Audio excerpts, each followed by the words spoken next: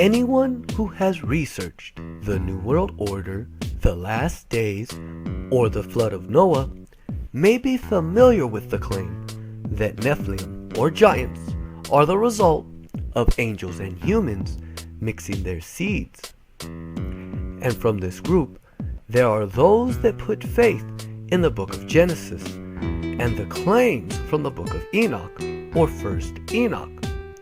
However, most historians and researchers today simply dismiss the claim that Enoch is authentic, and much controversy hovers around the book of Enoch.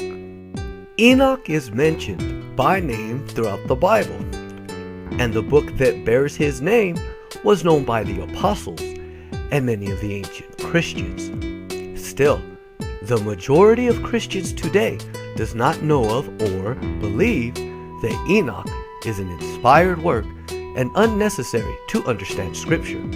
And some believe that first Enoch is just downright evil. So, is Enoch authentic? Who wrote it and when was it first written? And weren't parts found with the Dead Sea Scrolls? The investigation begins in the first chapters of the Bible. In the book of Genesis, chapter 5, verses 21 through 24 reads, "Also Enoch lived 65 years, and begat Methuselah.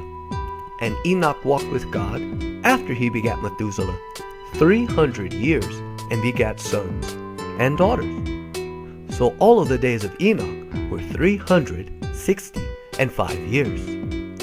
And Enoch walked with God, and he was no more seen, for God took him away." So, Genesis tells us that God took him away. But what does no more seen mean? Does that suggest he simply wasn't seen anymore? Or does it imply Enoch died? In Hebrews, we are told what no more seen means. Hebrews 11:5, we read, "By faith Enoch was translated that he should not see death, and was not found, because God had translated him. For before his translation he had this testimony that he pleased God." Hebrews describes that Enoch was translated or transformed. This more than likely defines Enoch was transformed into a spirit, and he did not see death, because Enoch had a testimony or a life that pleased God. But what is often overlooked is that Enoch is a prophet that is referenced in the second to last book of the Bible, the book of Jude. Verse 14 and 15 reads, "And Enoch also, the seventh from Adam, prophesied of such, saying, Behold, the Lord cometh with thousands of his saints, to give judgment against all men, and to rebuke all the ungodly among them of all their wicked deeds, which they have ungodly committed, and of all their cruel speakings, which wicked sinners have spoken against him." How did Jude know what Enoch said? Did he read it from an ancient text? Interesting enough, these verses are found nearly verbatim at the beginning of the book of the Watchers of first Enoch. Chapter 1, verse 9, we read, "And behold, he cometh with 10,000s of his holy ones, to execute judgment upon all, and to destroy all the ungodly, and to convict all flesh of all the works of their ungodliness, which they have ungodly committed, and of all the hard things which ungodly sinners have spoken against him." An obvious question can be drawn after seeing these similarities. Did Jude read Enoch? Jude appears to quote from the book of the Watchers, the first book of Enoch, and it is very possible that Jude and the other disciples studied the book of the Watchers and other books of Enoch. This line of reasoning is supported by the discovery of the Dead Sea Scrolls and other ancient libraries. In a cave outside of Qumran, in present-day Israel, holy books were discovered that appear to be from a giant ancient collection, with nearly all of the Old Testament books of the present-day Protestant Bible. Not only did the findings of the Dead Sea Scrolls reveal that the translators of the King James Bible preserved the word of the ancient scribes, but other ancient writings were discovered, including 4 of 5 books from 1st Enoch. And, based off of these discoveries, numerous scholars agree that the Book of the Watchers is dated before the birth of Christ. The book is divided into 5 parts: the Book of the Watchers, the Book of Parables of Enoch, the Astronomical Book, the Book of the Visions, and the Epistle of Enoch. The Book of the Watchers begins by jumping over all of human history and gives warning to the elect and those that will be alive during the last days, before and during the return of Christ. Not only does this book contain the infamous scriptures that detail the fall of the angels, Enoch writes that he has a vision that describes him being taken around the world and beyond in a house-like flying ship on fire, piloted by 2 angels. During his trip, Enoch mentions a dark and terrible place that holds the angels that left their first estate. This is reflected in 2 Peter. 2 Peter chapter 2, verses 4 and 5. For if God spared not the angels that had sinned, but cast them down into hell, and delivered them into chains of darkness, to be kept unto damnation, neither hath spared the old world, but saved Noah, the 8th person, a preacher of righteousness, and brought in the flood upon the world of the ungodly. 2 Peter is not the only place in Scripture that records angels in hell. Again, if we turn back to the book of Jude, we have a similar account of those angels that were not spared. Jude 6. And the angels which kept not their first estate, but left their own habitation, he hath reserved in everlasting change, under darkness, unto the judgment of that great day. These scriptures state there are angels being held in hell, restrained by chains of darkness. But this is not found in Genesis, nor anywhere else in the Old Testament are angels defined as being in chains or in a prison of darkness. And Satan is clearly described as freely wandering between heaven and earth in the book of Job. And Job was written after the flood of Noah. So where did Peter get the idea of angels being in chains of darkness?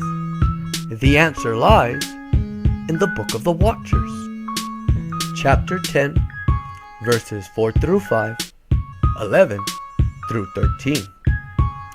And further the Lord said to Raphael, Bind Azazel by his hands and his feet, and throw him into the darkness, and split open the desert, which is in Udel, and throw him there. And throw on him jagged and sharp stones, and cover him with darkness, and let him stay there forever, and cover his face, so that he may not see the light. And the Lord said to Michael, Go inform Simyaza, and the others with him, who have associated with the women, to corrupt themselves with them in all their uncleanness. When all their sons kill each other, and when they see the destruction of their loved ones, bind them for 70 generations under the hills of the earth, until the day of their judgment and of their consummation, until the judgment which is for all eternity is accomplished. And in those days they will lead them to the abyss of fire, in torment, and in prison they will be shut up for all eternity. The abyss of fire is known as the lake of fire in the book of Revelation. What is also written is that men that followed the fallen angels are also to be reserved for punishment in the lake of fire for eternity. The idea of a fiery place of torment is rejected by many Christian sects and denominations.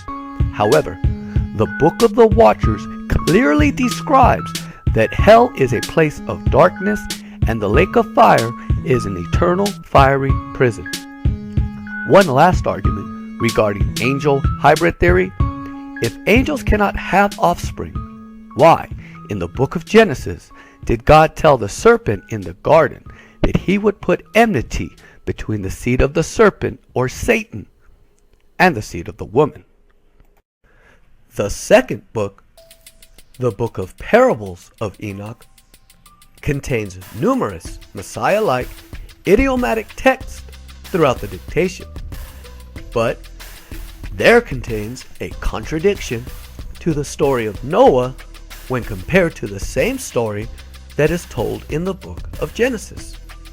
In chapters 67, an assertion that angels built a wooden building or structure brings suspicion to any researcher and fetches doubt in regards to the inspiration or intentions towards chapters 67 through 71 in the second book of 1st Enoch. This is an example of many other questionable claims made throughout the book of Parables. What is very important to note is that chapters 37 through 71 were not found with the Dead Sea Scrolls in Qumran. These chapters are also known as the Book of Parables of Enoch. This has led researchers to conclude that the Book of Parables must have been written at a later time, and most likely after the death and resurrection of the Lord. The third book from 1st Enoch, the Book of Astronomy, or Luminaries, postulates the movement of the sun, moon, and heavenly bodies from a geocentric perspective. An explanation about the seasons is given, and details of a 364-day calendar. Finally, it also makes the claim that the sun's light is reflected off the moon's surface. Now, the Book of Luminaries may sound far-fetched, and many people today are not aware that the Bible speaks that the universe is geocentric, and not acentric like the view that is taught today. Although, the debate if the universe is geocentric or heliocentric was still going on during the days of Albert Einstein and Nikola Tesla. What the public is unaware of is Einstein knew that special relativity was falsified or proven not to be true, and special relativity solidified the theory that the Earth was moving in space. Here is an interesting quote from Einstein's speech titled, "How I Created the Theory of Relativity."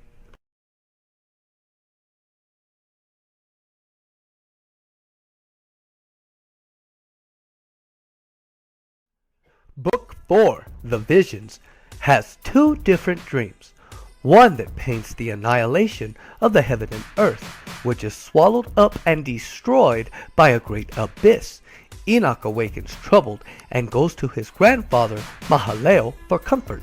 He is then instructed by him to make petition and pray that the Most High spare an elect or a remnant of man. In other words, Enoch is the first man in history to pray for the elect of the Most High. The second vision, known as the vision of the animals, contains specific strong symbolic scriptures that describe the episodic timeline from Adam through the deluge of Noah, onto Abraham and the Exodus from Egypt, down through Saul and David, even touching on the translation of Elijah and the life of Emmanuel the Messiah, ending with the New Jerusalem that is also told in the book of Revelation. Furthermore, there is to be a judgment on the fallen angels, 70 shepherds, and the blinded sheep, which ends with all that are found guilty are cast into the lake of fire. If the book of the visions is older than Revelation, how did the author know how to describe the events completely to the New Jerusalem?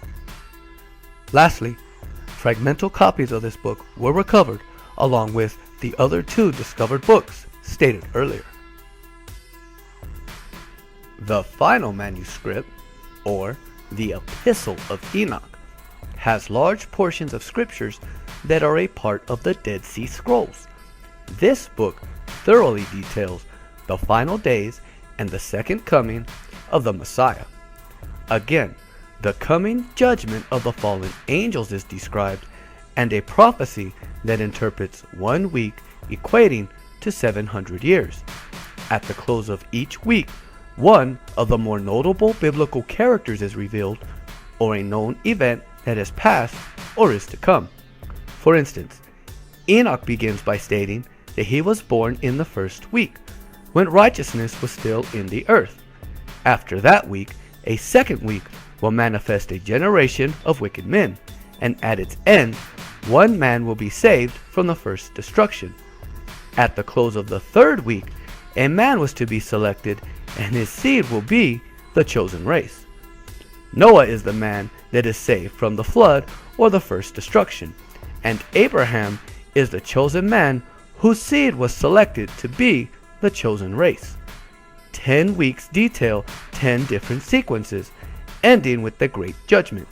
What is very striking is there are 2 judgments, one that is done during the 8th week, and a final judgment at the end of the 10th week. The last book is very apocalyptic in its message, and if read alongside Revelation, the coming judgment is much more horrific and should be taken with much more fear, respect, and admiration.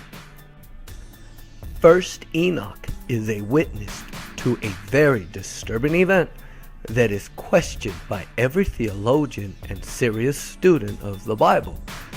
Did angels have offspring that were half human and giant? Who were the men of renown, or giants, also known as Nephilim, that are remarked in the beginning of the flood of Noah? Genesis 6, 1-6. So when men began to be multiplied upon the earth, and there were daughters born unto them, then the sons of God saw the daughters of men, that they were fair, and they took to them wives of all they liked. Therefore the Lord said, My spirit shall not always strive with man, because he is but flesh, and his days shall be 120 years. There were giants in the earth in those days, yea, and after that the sons of God came unto the daughters of men, and they had borne them children. These were mighty men, which in old time were men of renown. Now compare this with the book of the Watchers. Chapter 6, verses 1 and 2. And it came to pass that the children of men had multiplied in those days, were born unto them beautiful and comely daughters. And the angels, the children of the heaven, saw and lusted after them, and said to one another, Come, let us choose us wives from among the children of men, and beget us children. Chapter 7, verses 1-2. And all the others together with them took unto themselves wives, and each chose for himself one. And they began to go in unto them, and defile themselves with them. And they taught them charms and enchantments, and the cutting of roots, and made them acquainted with plants.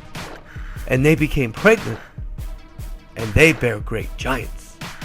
An uncommon topic that is not preached by the pastors in the pulpits of today's local churches is that these scriptures in the book of Genesis do in fact state that there were giants in the earth in those days and also after.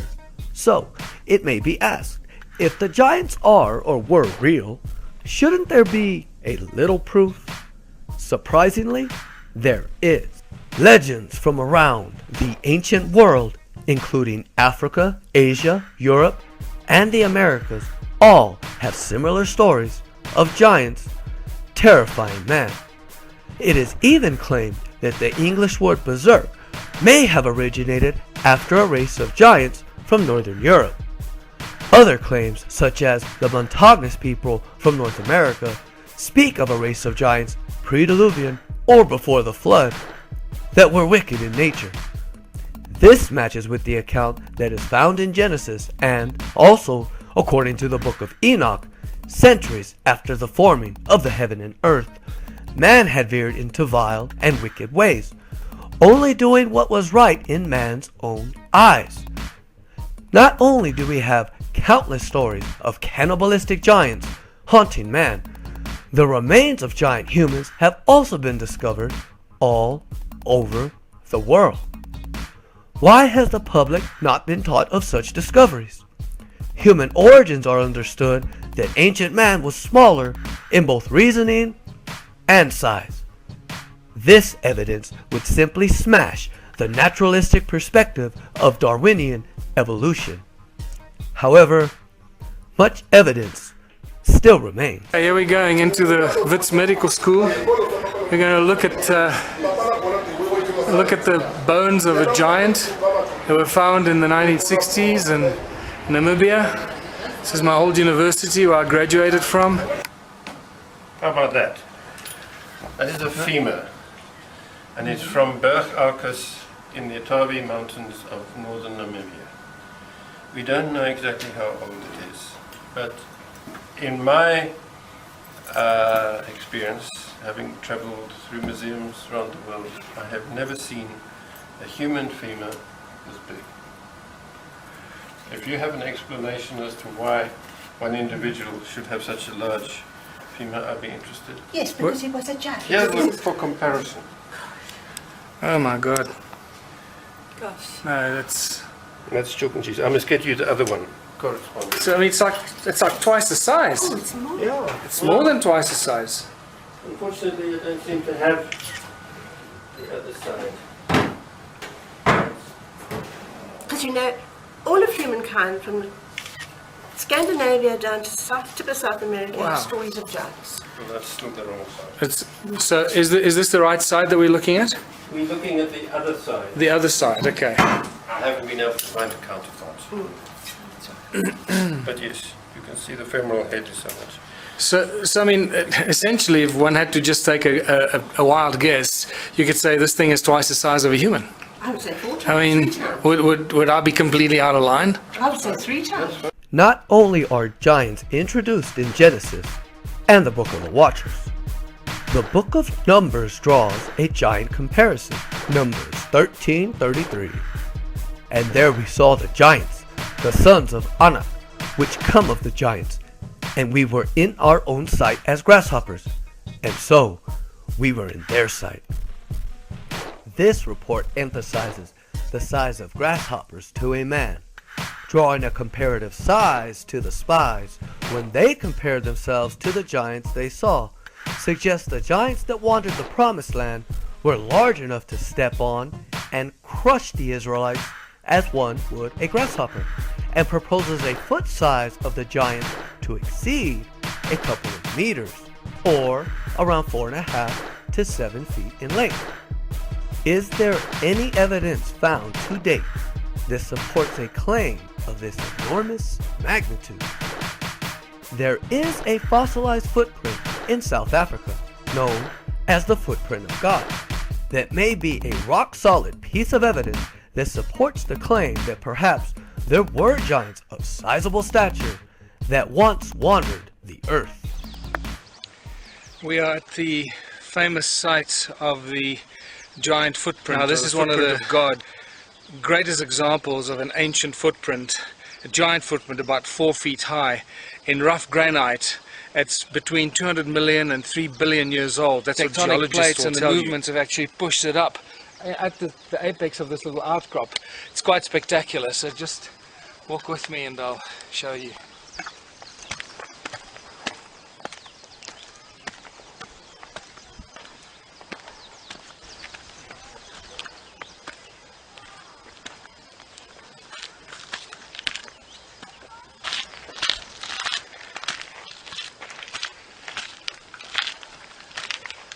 Oh wow, this is just beautiful. Look at this. There's the, you know, when you, there's the big toe and the other 4 toes down to the small toe, down to the heel. What's fascinating about this is anybody that does a study of this will notice this piece sticking out here. It's like when you put your foot in mud and you pull it out, your toes will lift up a little mud where your toes were, and that's exactly what seems to have happened here. For everyone to really appreciate this is a spectacular bit of human history. There were giants on Earth. Again, discoveries such as these muddy the waters in the scientific community and question the theory of Darwinian evolution. Some skeletons and artifacts discovered submit some giants were up to and exceeded 30 feet. Although over the years proposals have been made that there is a conspiracy to suppress the evidence, and some of these proofs may have been destroyed or hidden.